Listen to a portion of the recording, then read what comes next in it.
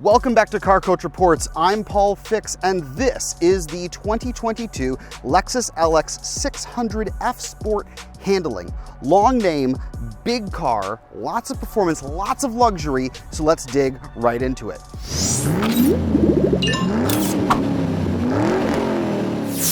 Starting up front, we have this gaping maw, this huge grille, this textured grille, which is unique to the F-Sport handling that you don't get on the LX luxury trim. Now, this is very controversial. I think it's cool. It's very Lexus. This is the muscle car kind of look that they're going for, very angular, all of these extra vents, the angles in the hood. It's very cool. All of your sensors are hidden under here. There's your camera, and you can see all of the air that this can suck in for this massive 3.5 liter twin turbo V6 engine, putting out 409 horsepower. If you couldn't tell how big the car was before, now I think you can. I'm 6 feet tall and the vehicle's taller than me.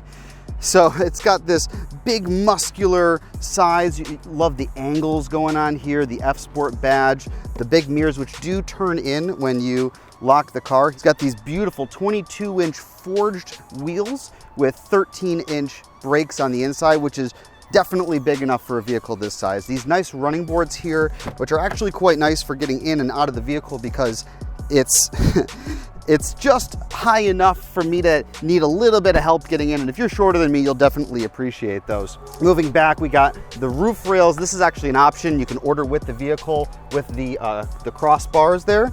And then we come all the way to the back.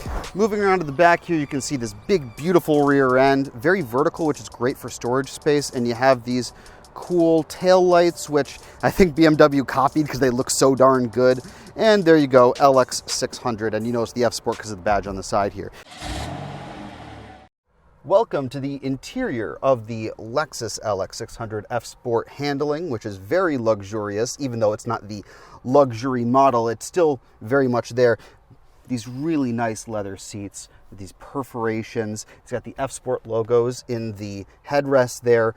All of your controls are here for your air conditioning and cool seats, hence the perforations in the leather.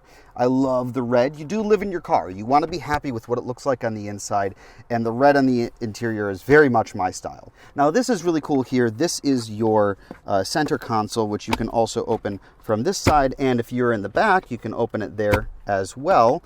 There's a button right here to turn on the cool box. You can throw some drinks in here. That's really nice. The screens are pretty easy to access. They're beautiful. They have all these great colors. I think that they're a little bit slow, which is standard for most vehicles. I mean, the technology that's here is actually about 5 years old, approximately, depending on the brand and the production line. But this is actually a really comfortable interior. I can see myself driving this on a daily basis. Hopping into the second row here, there's a lot of great features back here. I love these climate controls here that you can adjust the air conditioned and heated seats in the back. Very nice option. You don't see that very often, actually.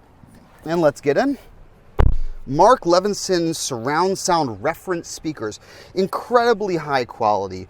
Absolutely wonderful to see in a vehicle like this. And you got your privacy screens, which are manual. I kind of wish these were automatic, but something is better than nothing.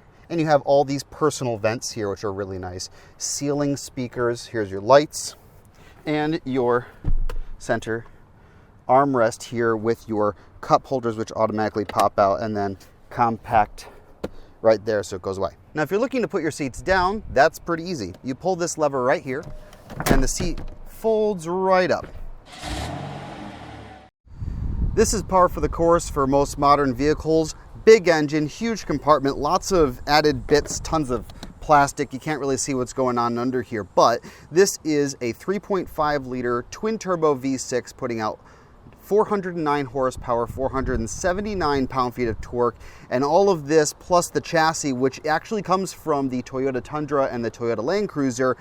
This offers an 8,000 pound towing capacity. And this is the baby that makes it happen. On the side of comfort, and we'll switch it over to comfort mode, you can see there on the screen, it is an incredibly smooth experience. You feel like you're riding on a cloud, like a 1970s Cadillac. You're just cruising. Every single bump and undulation is completely absorbed by the suspension. You can go over potholes and bumps in the road, and I was through a construction zone earlier, completely smooth. Where you would normally slow down, this can completely roll over it and absorb it. Let's just pop it into Sport Plus, and it's got a lot of go. For a big vehicle, it really likes to take off. And I'm honestly not really going that fast, but you can really feel it, that it's got a lot of speed, and it's got a lot of whoa. The whole vehicle wants to lift and bring you forward. You can feel all the weight transfer as you slow way down. I mean, the LX is built on the same platform as the Toyota Land Cruiser and as the Toyota Tundra. And my heart's racing a little bit. We're actually going really fast, and you can really feel the weight of the vehicle as it leans forward. It's a little disconcerting because you feel like the rear end's going to lift up, even though there's this new advanced air ride system that will automatically adjust the stiffness of the suspension so that when you're turning or when you're braking or accelerating, it'll stiffen the side of the vehicle that you need for it to be a more balanced and even ride. Going into eco mode, I wouldn't really call it eco. I mean, the best I've been able to get is about 18.3 miles per gallon, and it's a comfortable ride. It doesn't really want to accelerate too much, so it's this nice smooth experience. See there, I'm having some trouble accelerating, and the computer's doing that automatically for me to try to give me the best MPG, but really the best I'm only going to get is less than 20. And for a vehicle this big, that's actually kind of impressive. But really, it's the holistic experience that you're buying here. If you want an economical vehicle, then you better go off and buy a hybrid or something maybe a little bit different. Coming back to the screens here, they are not the easiest to use while you're driving, although there's a lot of automatic settings like climate control where it'll focus the air around the driver, and I'll turn that down just to make sure that we don't blow out the microphones here. So it notices I'm sitting in this seat and that no one's in the passenger seat, and so it'll adjust the air vents around me and make sure that my air-conditioned seat turns on, and I assume if someone was in the back seat, it would do the exact same thing. Air-conditioned seats and heated seats all the way around. It's really quite nice. Steering assist and lane centering assist, both active now.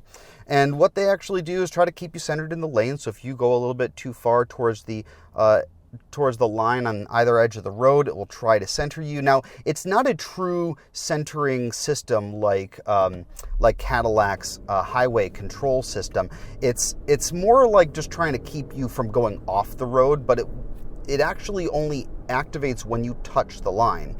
So here, we're going to be taking a right here, and I'm not going to use the turn signal because it's a blend lane, and the steering wheel is going to fight me just a little bit, but not enough for me to really be concerned, and then we just go ahead and take our right, no problem. It turns off when you turn on the turn signal. If you've driven a modern vehicle with lane centering assist or lane change assist, that is exactly what you're getting here.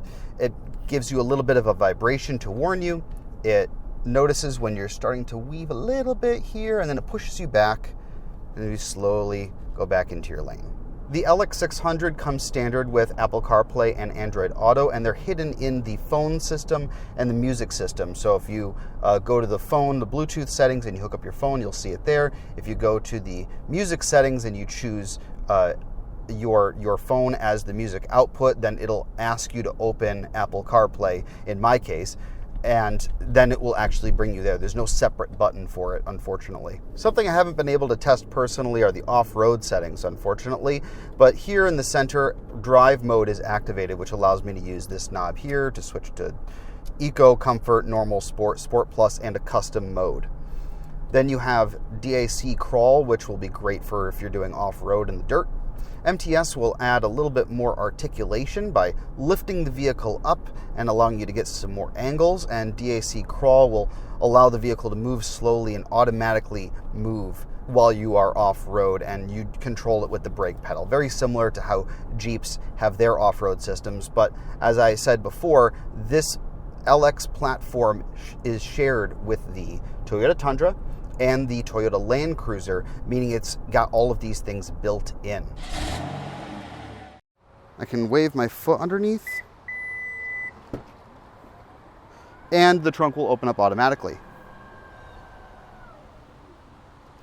Great if you have your hands full. This is the third row, and if you got some people back here, there's not a ton of space, but you can open it up here. I'll just pull these down, and if you push these buttons, it'll go forward. Now, normally, with the rear seats up, this is 44 cubic feet of storage space. With the second row up and out of the way, this is 64 cubic feet of storage. Now, if you're going on a long road trip, maybe you can't put all 7 people in here plus luggage. I think you need something on the roof to carry that extra bit.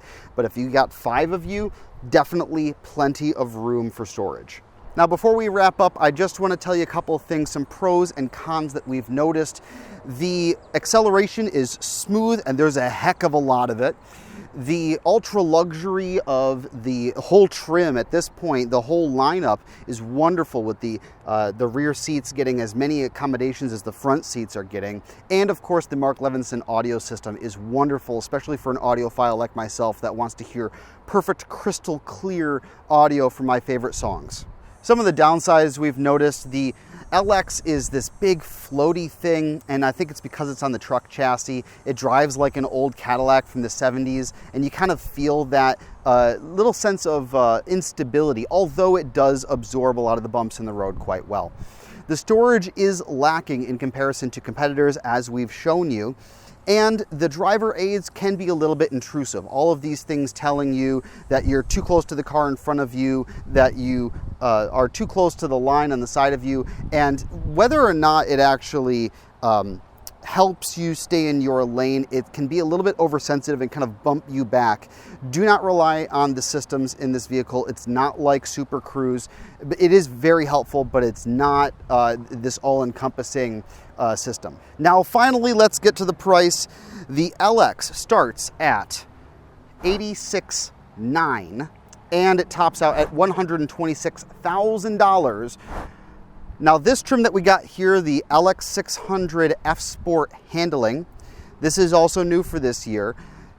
$107,000 as shown here with all of these options, and I actually think it's pretty all-encompassing. I'm not sure really what you could add on to it that it doesn't already have, except for maybe the ultra luxury package and a couple of extra accessories that you don't actually need. Anyway, I want to hear what you guys have to say down in the comments below. Did you buy one? Are you thinking about buying one? Let me know. All of our links are down in the description, and we look forward to seeing you next time. Thanks for watching.